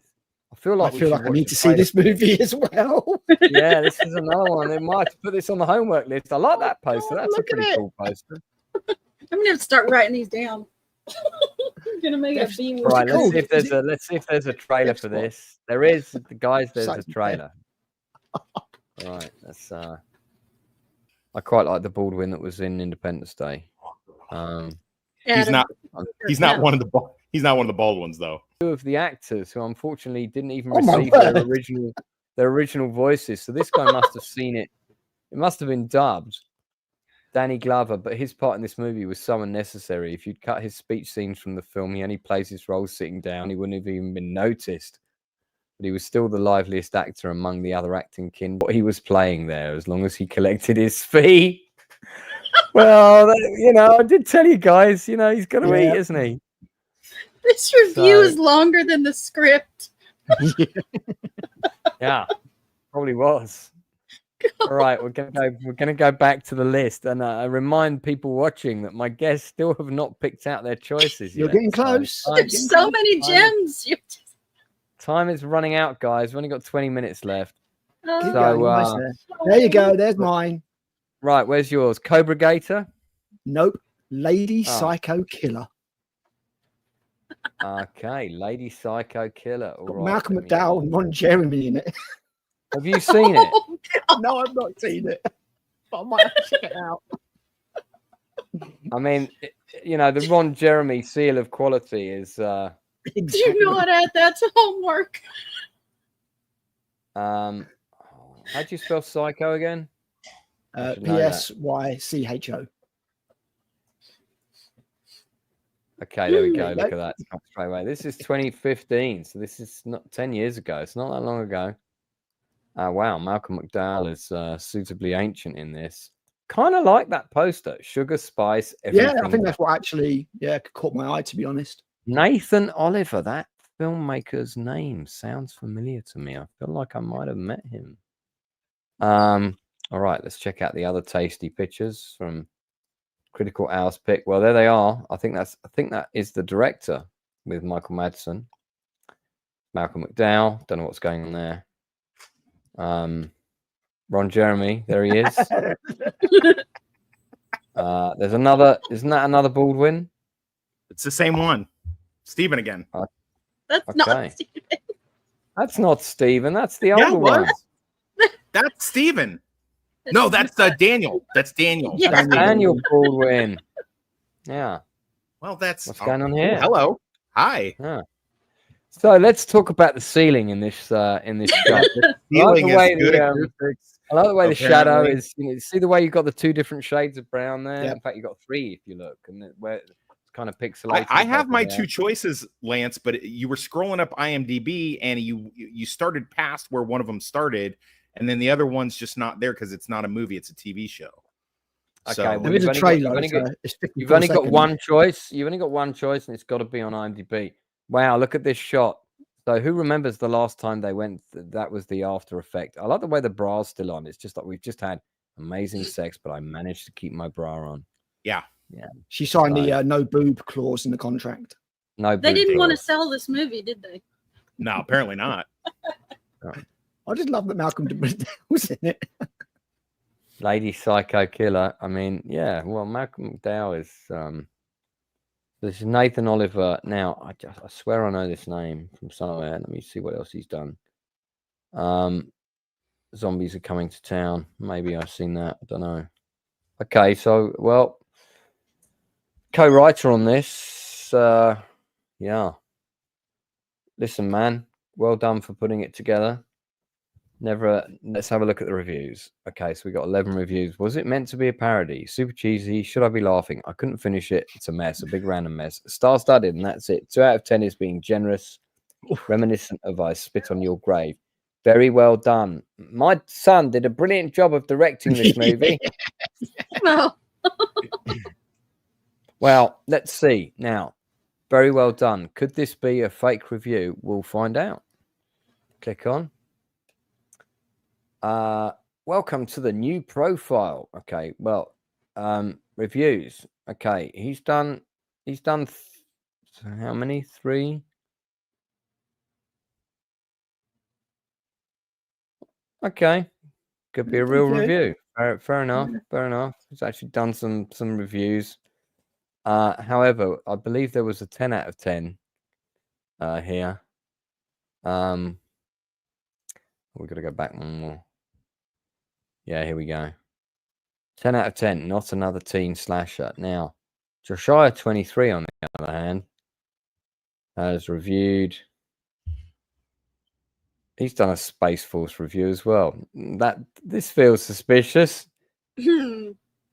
This guy's reviewed the same films as the other guy. Okay, all right. He's a dude pretending to be another dude. He's a dude pretending to be a dude dressed up as another dude. Probably Something's going on there. Something's going on there.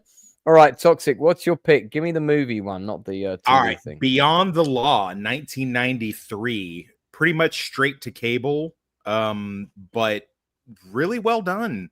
Kind of Charlie Sheen, back when Charlie Sheen was still, a name and doing stuff, and Linda Fiorentino. I have a still of it below, and you can pull it up on whatever you want. Her.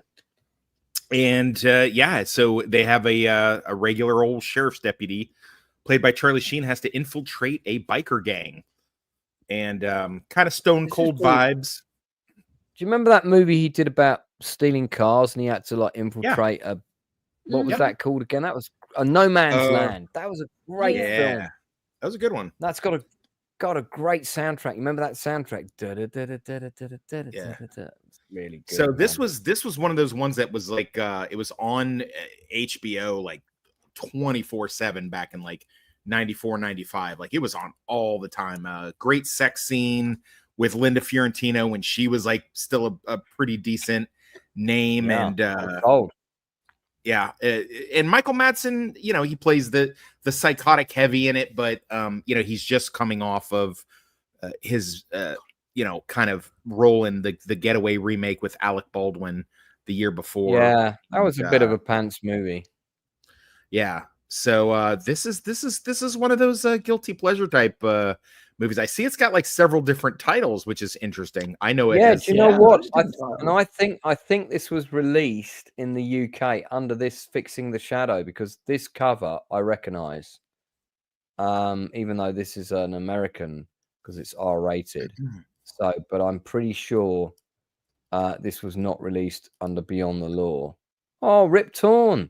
Yeah, Rip Torn. Yeah, gotta love a bit of Rip Torn. I definitely want to watch this one. Yeah, it's one of those. It's kind of Stone Cold had come out a couple years before, but this is less. This is like a darker version of Stone Cold, which I have a soft spot in my heart for Stone Cold. I quite like Stone Cold. Stone Cold is fun. Stone Cold's fun, and it's got a helicopter charging into a government building, so that's all cool. It's still got one of my favorite lines, and it's like this reminds me of my father's last words, which were, "Don't, son, that gun is loaded."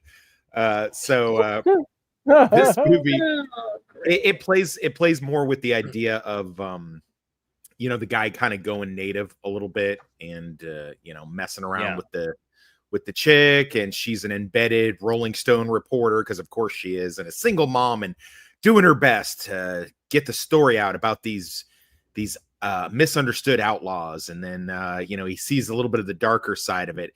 It's kind of weird seeing Michael Madsen, because he seems a little out of place. It's almost like he walked onto the wrong set, just playing the villain in it, because he doesn't look or act like any of the other bikers in it. But the whole getting to turn into a biker prospect, as they call them, type situation, and being initiated into it. I mean, it really is just a dark version of Stone Cold, but it doesn't make it any worse off for No. it.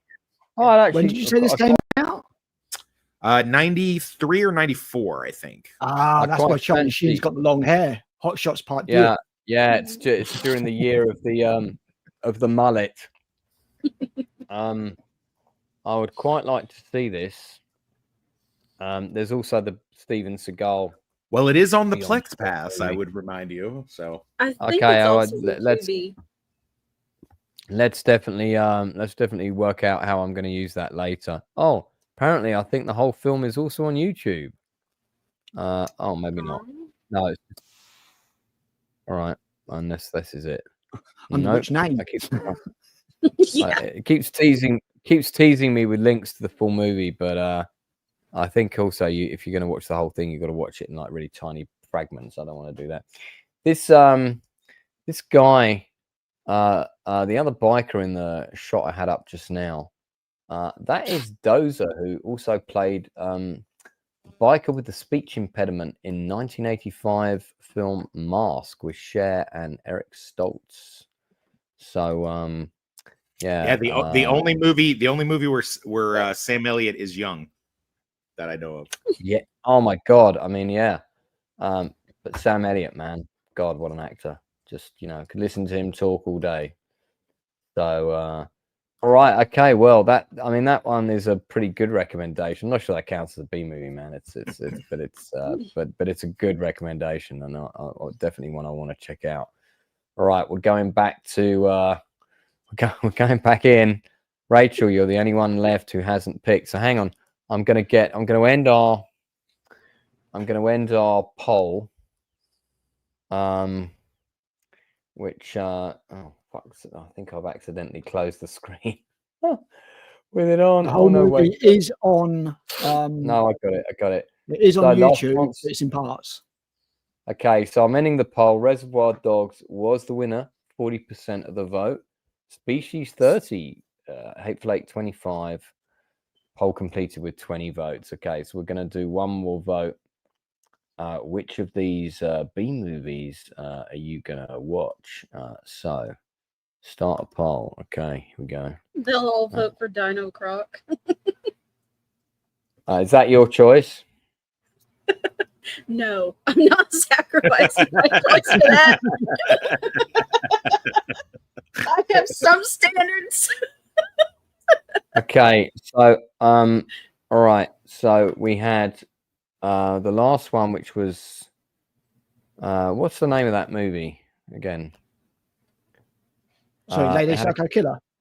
No, the one we just had. There was toxic. Beyond Which the name? Law. It had loads. Beyond the Law was the main name that I know it of. Beyond the Law. Beyond the Law, but has it got other names? Yeah. Fixing the Shadow, I think it was. Oh yeah, Fixing the Shadow. Okay. Well, we're gonna call it Fixing the Shadow. Oh 'cause wow! I don't want people to confuse it with the Steven Seagal movie. I of the should have same picked name. this. Too I late. didn't know he was in this. Your one was called Psycho something or other. I want What to was change your my one pick. called? No, Lady you can't. Psycho do that. Killer. What was it called? The Psycho Killer. Lady Psycho Killer. That was it. I will have to mention this at the end, but yeah, wow. I didn't know he did this. He did a fan film, a Batman fan film Have you seen it? called Dying Is Easy. Yeah, it's really good. Okay. Well, that may well be a Wow. topic Doug Jones as the Riddler. another time. My pick of That's on YouTube. Definitely Madsen. worth checking out. Yeah, Courtney B. Vance was in that movie you picked as well. Tox. He was also in that. So, I think I got a super chat just come in. I'll get to that in just a second. Okay, hold on. I've got to get all the way back to 2008 to find my bloody pick. Just to make sure I get the name right. Yeah, Hell Ride. Okay, so don't forget, guys, you've got to watch Hell Ride for next week. We're gonna and Trigger Happy. Trigger Happy is the other film by the director of Hellride. So I couldn't find it under Trigger Happy. I had to look under the name Mad Dog Time. Is that the other title for Trigger Happy? Yeah, I've definitely couldn't seen find it Trigger under- Happy. I've definitely seen it because that title rings a bell as well. Okay, so Rachel, we're down to you. I'm picking Megalodon. Lance, may I do a sneaky one? Is your shot for Mauler a horror undead flick or something different? Mate, I can't talk about that film. Afraid not. No comment. So I'm under contract not to discuss. You can't tell him anything, Lance. He gave you $10. It's a film. But he's asked me a specific question, and I can't answer that question. So okay. I'm gonna take the fifth. I'm sorry, buddy. But listen, man, if you want to ask me another question, don't put in the super chat. Just pop it in the chat, and I'll answer that. There for you you. go. Cool, so I will, because I appreciate your $10. I really do. I do appreciate the $10. So and it's in the edits. It's in the edit at the moment. I'm hoping to see a rough cut of it within a week. Yeah. So okay, you're Megalodon. I did wonder if you were going to go Megalodon, because we also had the Wraith Within, got Assault on 400. That that really famous, fantastic war film that we've all seen. Oh, excuse me, Dino Gator. You didn't want to pick Dino Gator. The chat will revolt if you don't give him something from that. Or even Croc Gator. Okay, so these are the ones towards the end of his career.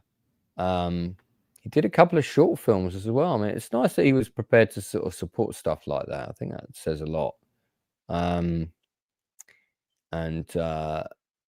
there he is, Once Upon a Time in Hollywood. That's possibly the last great movie he did, I think. Because I'm not seeing Outlaw Johnny Black. Don't know, maybe that was good. I don't know.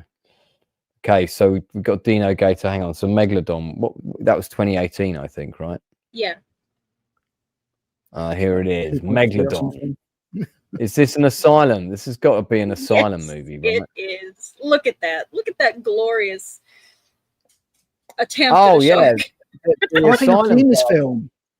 The asylum guys, they've got their footage of this Navy thing worked out, and they've got a set, haven't they? They've got a set of a ship that they keep using for filming, or they've got access to it, like an old destroyer or something. And because there's there's the Bermuda Tentacles is another film of theirs I've seen. Yeah, all of this stuff, a lot of this stuff appears in the Bermuda Tentacles. Okay, Megalodon. Have you seen this movie? I think I have seen this movie because I've watched more asylum films than I should have. Danger is rising, Megalodon. This is back when, I think this is around when the Meg came out, actually. Yeah. So they were. Yeah, it would have been. This because they always bring out their own one, didn't they? Is that Gary Stretch again? Hang on. No, that's Ego. Okay, Megalodon. That's a kind of cool shot. I like that. That's kind of cool. So lots of well-known actors in this. Yeah, they've got access to this ship. They're always using this set and I don't know if it's a ship. It looks like an actual ship. I'm guessing. Because that's an interior of a real ship. That's not a set. And they're always filming in this. Okay, so let's talk about the background in this. I really like the blue shark. Yep, that's cool. Adds something to it, doesn't it? Yeah. And it's good that you got the logo at least 6 times, though. I can't quite see all of them. All right, let's move on. So, okay, here's the cast with the blue shark. Everybody's like, damn, man, do I have to go to it? They're all like, do I have to go to a premiere for this movie? I just wanted to take the paycheck, fuck off, and hope no one realized I'd done this film. I would rather forget. Oh, you know what? I reckon an asylum set is probably a fun set to work on. You know, because everybody knows it's B-movie hokum. You can ham it up. you know, it's not like you're going to be up for an Emmy or something. You can ham it up. So Elizabeth Cron. This is, I guess this is the director. This guy on the right here looks like the director. I'd like to direct an asylum movie. I could do an asylum movie. Megalodon. Okay, so is this all coming back to you now that you're looking at the shots here? Is it all coming? It really is. Well, you know, most of their films now are set in this set, so it doesn't really help all that much. This is the thing. It's like, have I seen this film or have I seen one of the other films that uses this Right. set? Am I thinking of another one? But no, I have seen this. Flav, just to, I will address that comment. Mauler did write a really good script with really good dialogue, and you couldn't have half-assed actors taking on that script. You had to have actors who knew how to use that dialogue, and we had top-class actors. So, yeah, I mean, you know, and don't forget, he's a first-time writer. That's his first script. Thank you for plugging False Accounts, exposing the post office cover-up, which of course is all coming to a head as we speak. I was there today. Are these like 10-minute films, 20-minute films? I mean, obviously they're short stories. I don't know the running time of the movie yet, but I think it's going to be around 15. Okay. Yeah, it's a short film, but we're hoping to do a feature down the road, so we'll see what happens. All right. Okay. Well, there's Burkhead for you. Megalodon. I swear this is even the same uniforms that they use in every one of them. Yeah, they just change the patches. They're probably Velcro. So, people in the chat, people watching, you've got a choice of 4 films.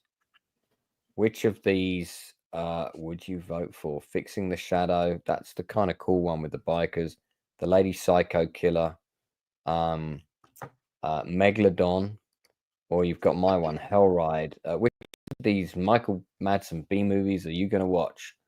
You got to pick one. It's for fun, so we're not going to hold you to it. You don't actually have to watch any of them. That's our job. I don't know about the Rippaverse comic, but the Rippaverse comic is not a screenplay. So this is his first screenplay. The Rippaverse comic is a comic. It hasn't been made into a film yet. Yeah, so Dino Gator isn't in the choices. I reject this poll. We have to watch the trailer for that. He's going to make his own poll with blackjack and hookers. And actually, you know what? We do need to see the Dino Gator trailer. Let's see if we can find it. Dino Gator, here we come. I'm sure Michael Madsen is sitting up there. Looking down on us going, Jesus, man, they're discussing like my worst fucking movies. Listen, we did mention your good stuff at the beginning. It's just this is we fun. did. R.I.P. You legend. You legend. Okay, now, I mean, it's funny because I've got the Dino Gator page up, right? Unfortunately, there isn't a trailer for it, but we'll see if we can find one on YouTube. This looks a lot more like the Blue Lagoon. You got this kind of hunky blonde guy strutting around, showing his armpits off, strutting around. Then you've got blowjob now. Is he like a doll, or is he real? Doing your best impression of a blow-up doll. That's a real human. I know. I mean that angle, it could almost be Toxic Sanus. I'm not sure. Too small. So what's going on here? Oh my word. There you go. Oh, the Photoshop. Yeah, Photoshop. But that's a really good quality poster, which I feel is beguiling the quality to come of the movie. So let's see if we can find the trailer for this. I've got to see if we can find it. Okay, so it's called Dino Gator trailer. Dino Gator trailer 2024. Here we go. Yes, there is an official trailer. I think. Do you know what? I feel like we're going to risk the sound on this one. Might have to cut it out. If you don't want to share, What's that? If you don't want to share it, Lance, I can download it and send it to you as a link that you can just open. It's up to you. Yeah, we could do that. Do you want to try doing that? Yeah, I'm working on it. I'm doing it right now. Okay. All right, let's do that. That way Okay, you so don't guys, you've got 4 Madsen B movies to vote for in the chat there. Let us know. Also, my guests, please vote for yours. Obviously, you may well vote for yours. Superman is out soon, isn't it? Isn't Yeah, the I've new got tickets to see Superman it movie? Friday night. It's out this Friday. Shit. Yep. Okay. Not sure on it, to be honest, but you know. Okay, here we go. Dino Gator has arrived. Have a look.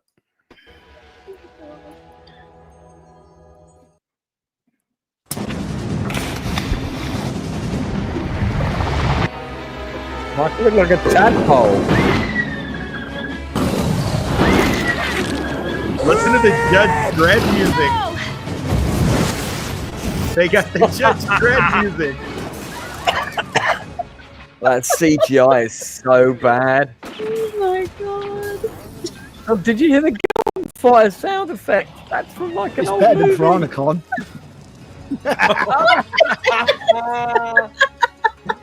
Playing electric guitar in the What's water. happening there? It's a band coming out of the water.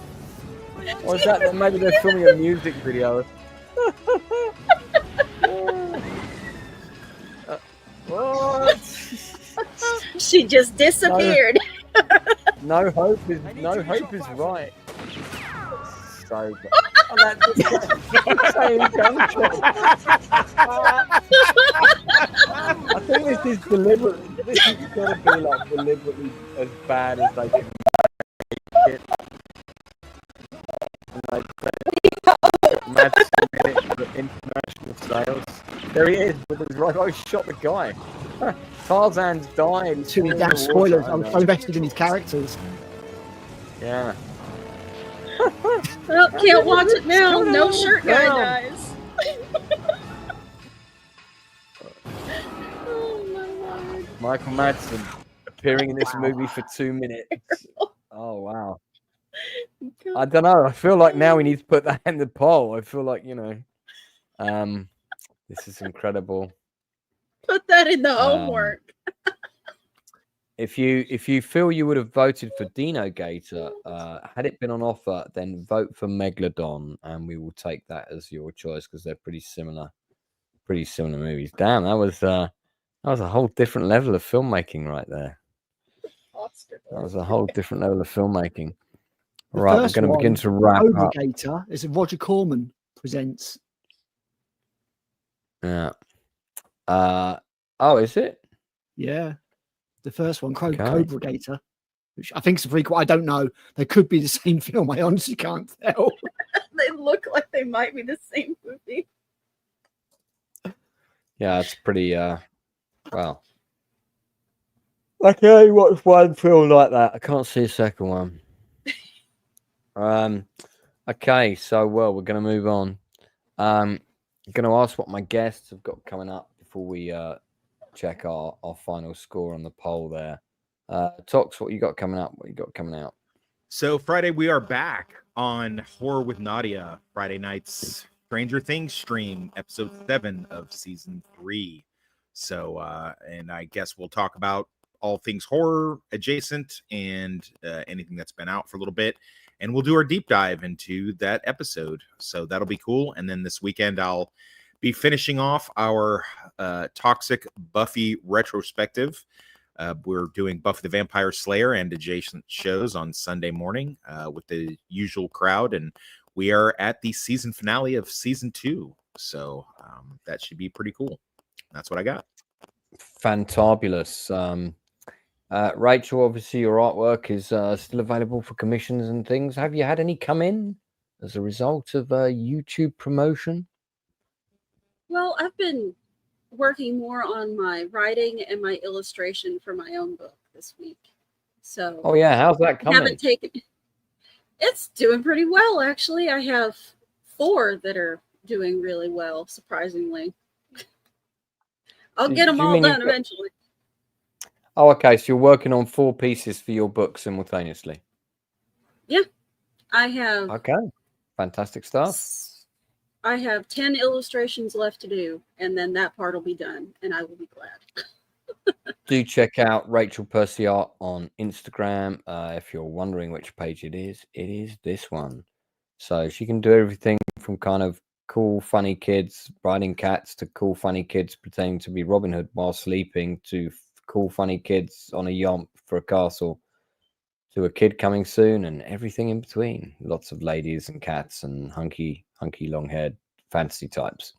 So it's all there, plus strange pandas that have just kind of wandered in like they're on the wrong film shoot or something. That's a good one. I do like That's that one. Michael Madsen. Cool. I do like that. That could be Michael Madsen, not this one, but yeah, that panda could have been Michael Madsen. Rachel, when I get my next book done, do you ever do book covers? Yeah. Hey, there's an idea, man. Yeah, do the cover. We can do some business. Yeah, dude. This would be a good cover. You could call it like the second book, When Cats Attack. You got like a full shot of the junk there and everything. Look at that. I feel like I could write a story around that some kind of way. You but yeah. That's almost like a cat that's like been dropped in like an alien nest. You know, those are all alien eggs, and he's like jumping around trying not to like stand on the things that alert the eggs that you're there. Yeah, that's my take on that. Cat's the reason we all get invaded by aliens. File recently recommended Rachel to someone I interviewed. Hopefully they go for it. Fantastic. We like that. We love that mutual support. Thank you, Proctofile. Great stuff. Thank you. Well, that was our Michael Madsen stream where we deep dived into barely 10% of his B-movie repertoire. So clearly we need to do a part 2 to further explore the depth of that work. Let's see how our poll is doing. Megalodon is the clear winner, but that's also could be people voting for Dino Croc or whatever. Heride second, 25%. Lady Psycho Killer, 12%. Oh, neck and neck with Fixing the Shadow. So we're going to end that poll now. All right, fantastic. So guys, I've got 3 industry interviews coming up actually. I've got one on Wednesday tomorrow, assuming my guest is still available. Joe Wesenak, who created Labyrinth, which is a massive rave event in London, house music rave event. He should be coming on tomorrow, I think either at 8 or 9 o'clock UK time. He's going to be a really interesting guest. I've actually seen a couple of other interviews that he's done. He's just started doing them, and he was due to come on a couple of months ago, but he was very ill for a while. So yeah, so he's coming on tomorrow. Then I've got 2 guests coming on next week as well. I'm just gonna let me just put the poster up for Joe. So all being well, Joe will be with me tomorrow. I will have to confirm that, but all being well, Joe will be with me tomorrow. Then I've got 2 great guests. So on Monday, the 14th of July, we have the makers of one of the most successful web series of all time. It's been crowdfunded, completely independent, which we love supporting the independent creators. That's what the Outcast Creator is all about. And this was started by a friend of mine called Kate Madison, who actually made a Lord of the Rings fan film called Born of Hope, and then she decided she wanted to make her own fantasy series, which is this Ren, the girl with the mark. And it's all about this girl who's got a strange mark. Various people are after her. Very, very cool show. And they've just done the second season. A lot of the episodes on the second season were directed by my friend Mark Hampton.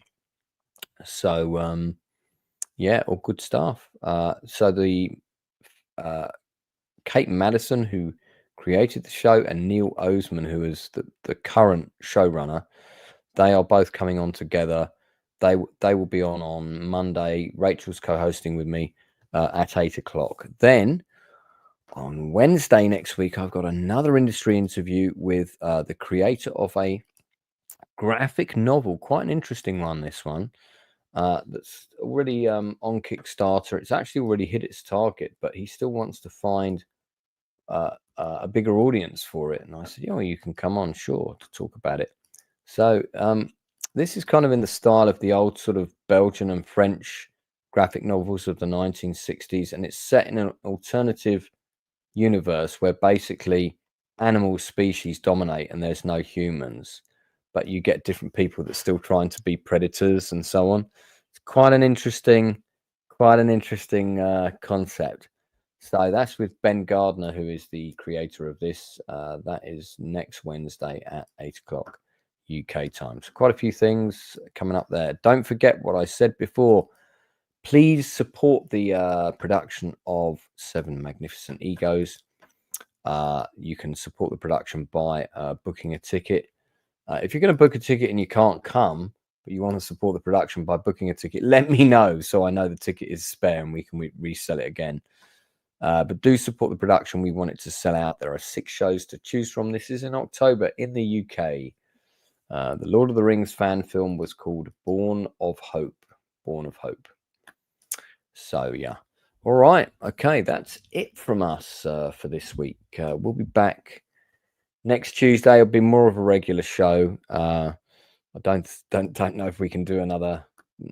I think we might have to do a Chew the Fat episode of B movies and see if we can decide who is the B movie king of the 2000s. Ooh. Could it be Bruce Willis? Could it be Madsen? There's quite a few others that are contending for that crown. I mean, Steven Seagal. Hendrickson.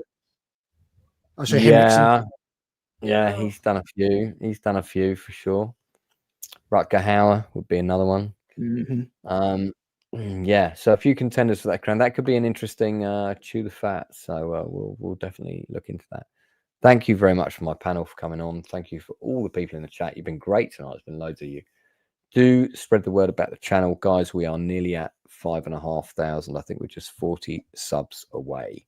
So nearly at the 5,500 mark. Cause to celebrate fairly soon. Pushing on to 6,000. It'd be great if we could get to 10 before the end of the year. I don't think that's going to happen, but we will see. Anyway, that's it from us. So don't forget to call the people that you care about, tell them that you love them, and we'll see you all again real soon. Bye. Bye.